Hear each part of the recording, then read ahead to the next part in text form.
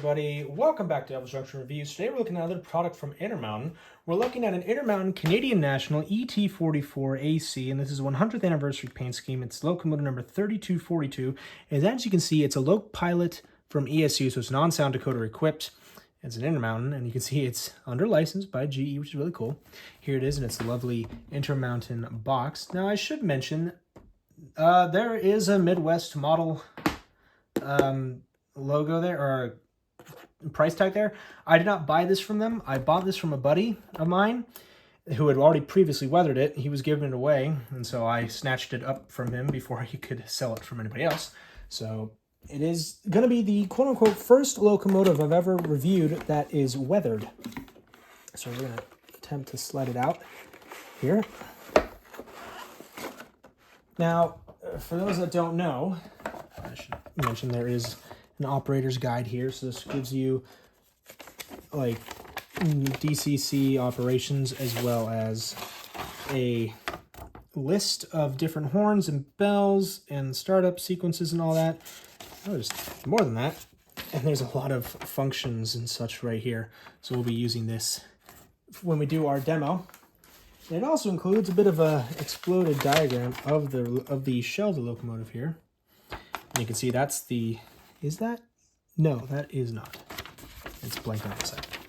Now, as I pull this thing out, I should mention that Intermountain is the only other rare HO scale manufacturer that makes the GE Tier 4. Scale Trains being the other, and Intermountain being the original. And Scale Trains pretty much kind of kicked Intermountain in the butt and said, you guys are redundant now. That's how I think it went down. But Intermountain has not been filling out pre-orders as much nowadays. There was a massive Dash 9 pre-order that they had made several years ago, but unfortunately it never went through, and I never pre-ordered from them, so it's all right. And you can actually already see the weathering detail. Now, I want to shout out my friend. He did a great job on this. And now here comes the part I dread the most, unscrewing this thing. I do not like this form of protective shell packaging. Yes, it keeps the locomotive safe, and it's actually probably the most sturdy version of protecting this locomotive, but it is a struggle to get out because you could quite possibly lose those screws. All right, now we've gotten that out of the way, we can get into some history. And now, on to some history. Now, I've already covered the history of the GE Tier 4 in a couple of videos. You can see them. They should be popping up here in the top right of the corner of the screen if you are curious about the history of the Tier 4. But anyway, on June 6th of 2019, the Canadian National Railway marked its 100th anniversary. Canadian National was created by an Act of Parliament in Canada on June 6th of 1919.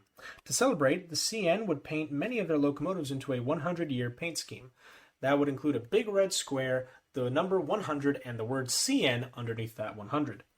Now, CN3242 is one of those locomotives. Unfortunately, I could not find a build date for this locomotive, but I do know that it was delivered with this 100th anniversary paint scheme and is still in active service today. All right, so with history out of the way, let's get into some details, starting with the front. All right, so we're looking at the front of the locomotive. We're going to start on the top and work our way down as we usually do. Start at the very top, you can see a grab iron just above the right number board, and I say right because this is the engineer's side of the locomotive. Speaking of number boards, we have our number boards here, 3242 and 3242 on either side. Below that, we have these white grab irons that protect the beginnings of the windshield wipers. And speaking of the windshield wipers, you can see them here separately applied. As we move on to the nose, you can see some more grab irons that are on the width of the nose here, as well as two sand filter hatches here and here. There's a couple of grab irons here as well. Here is our main headlight, which operates when the locomotive is in a forward motion.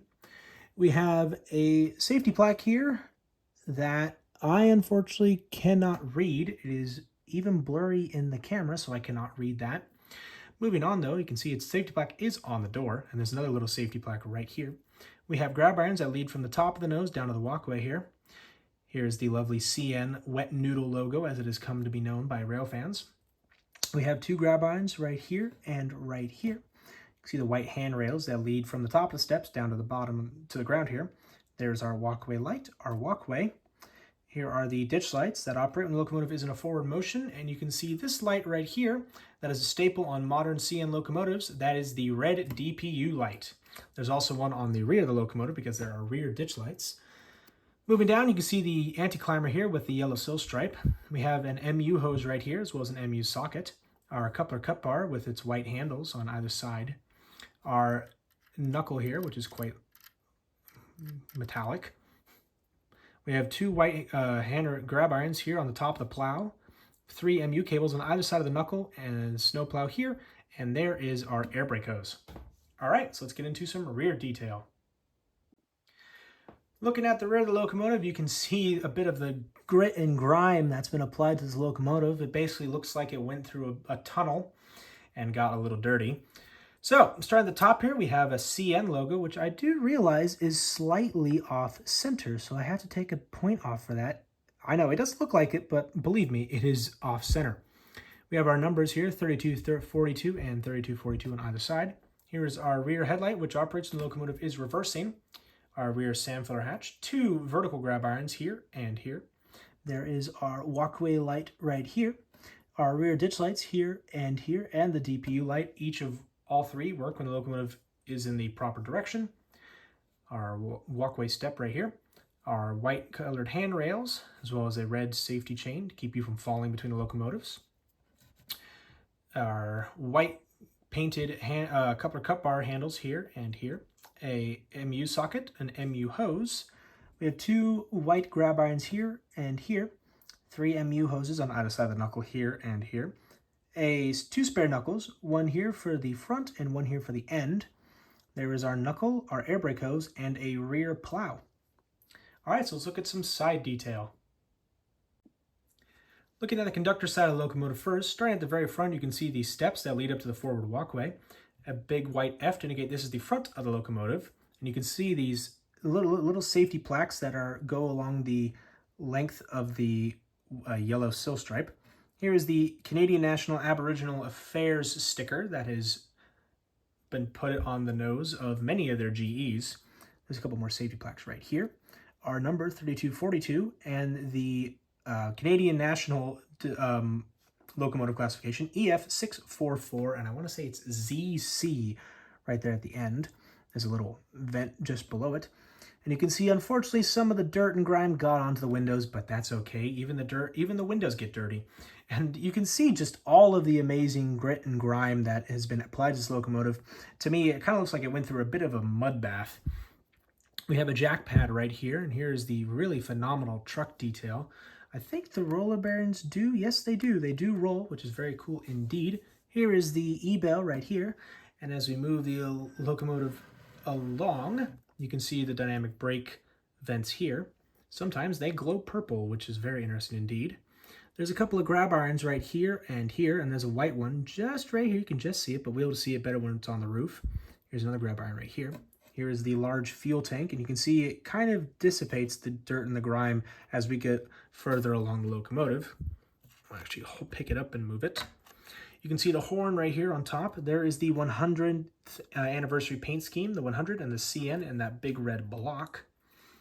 There's a little window here, I believe, for like fuel or water or cooling system. As we move along here to the rear of the locomotive, you can see the biggest difference between an Intermountain Tier 4 and a Scale Trains Tier 4. Intermountain vents, so here, and these vents here, they are not see-through. They are just part of the entire shell of the locomotive. Unlike Scale Trains, where you can actually see through, and they included a fan like right here.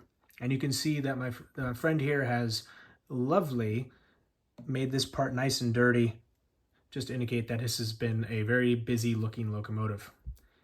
There's our rear detail, including this brake chain right here, which is real, I should mention. And there is our hand wheel, or our handbrake right here. All right, so let's look at the engineer's side. It's almost the same. There's a few differences. The first difference being back here, is this door right here to access the electrics part of the locomotive. So if you need to fix a fuse or reset a fuse, you can open this door and go into the electrical portion of the locomotive. I forgot to mention the sun shades on either side of the cab windows. Move the locomotive along some more, and there are the air tank reservoirs for the air brakes here and here, as well as an air compressor right here as well. You can see the 100C again. And as we move the locomotive along some more, you can see the jack pad that was on the other side, and the difference in the grime as well on this side. All right, so let's look at some roof detail. Looking at the roof of the locomotive, starting here at the roof, on the front of the locomotive, you can see that red grab iron that I mentioned earlier right here. There's our PTC antenna array here and here, as well as a GPS dome. There's another antenna right here, and you can just see it, but it is covered by the dirt and the grime. There's another black grab iron right here, and all these panels are covered in safety marks as well as safety stickers and such. There is that white grab iron that I mentioned earlier. As we move the locomotive along here, you can see the horn as well as the angled exhaust. This is one of the later Tier 4 variants. Original Tier 4s had a square exhaust area, but due to limitations in certain tunnels on the East Coast, GE went back to the drawing board and angled the roof so that it would match the contours of the large radiator section, which is right here. And you can see it also has a lot of other safety stickers like here and here. And I just love the Tier 4 radiator. I don't know what about it, but just the big bulkiness of it, I like that a lot. All right, so let's get into the light demo. Like I said, there's a low pilot. It has no sound, so we're doing a light demo. All right, let's get into it. All right, so we have the locomotive here up on the test track, and as you can see, since the last video, the test track has once again changed. It has now gone from 2 layers to 1 layer of foam instead. I decided that 2 was a little too tall, and secondly, I've now added a second track over here off to the left of the locomotive specifically. Not your left, it's your right. Now, like I said earlier, this is an ESU Loc Pilot decoder. It is a DCC decoder, but has no sound. So this is going to be a much smaller light demonstration. The only things you're going to hear is my voice, the buttons being pressed on my controller, and the creaking of my wooden floor that I'm supposed to get replaced eventually. I do not know when, so I apologize. So, F0 is the main headlight. F6 is the front ditch lights here. You can see they are on. Now I'm going to have to turn off the big spotlight for this one to work. Otherwise, you're not going to really be able to see it, and I do apologize for this. F5 is the number boards, and you can see they are on. Now, in order to activate the red marker light, I have to switch here and go to F12. Whoops. Now, the only thing is, I don't know if you can actually see that. And heck, I can't even see it. Oh, you know why? Because that's why. Because the locomotive was set in reverse. So when the locomotive is set to reverse, the forward DPU light will be on, and then vice versa with forward. So if I switch back to forward, now the red one is going to be on back here. And I think, yes, you can see it. It's actually quite bright. So as you can see, the DPU light is on there. And I'm actually going to turn that off. We're going to go back into that and that. And actually, we're going to do a bit of a movement here. So actually, we're going to throw it into reverse here. All right, here we go. And we're going to reverse a little bit, and then we're going to come back and then reverse one more time.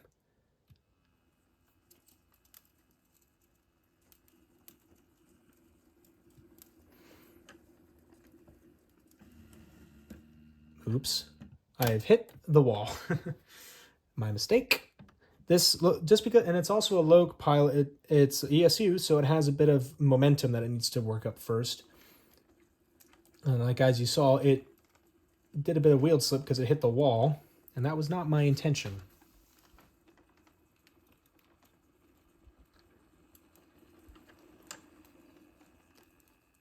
Ooh, I just got it just before it actually went off the edge there. A bit worrying, and let's bring her back here so you guys have a better view of it.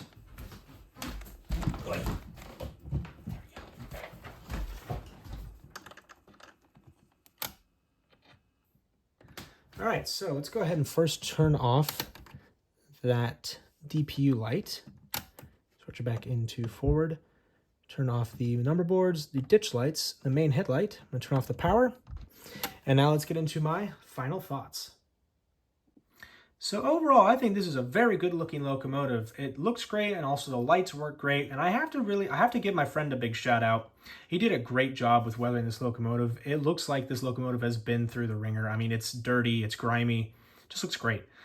Anyway, so like I said, he got this at Midwest Model Hobby.